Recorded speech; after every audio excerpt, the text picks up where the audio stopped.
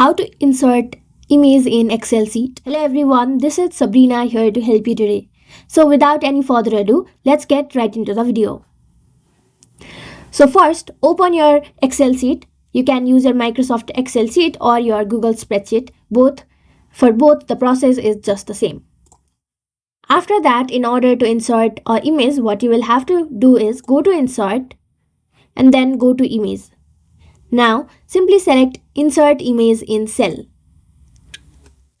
Now, go to your Photos, go to Upload. If you want to upload it from your computer, you can also use your webcam to directly take a picture and then add it in your cell. There are several options like adding a link or URL of image from Photos, Google Drive and Google Images. So that's how you do it.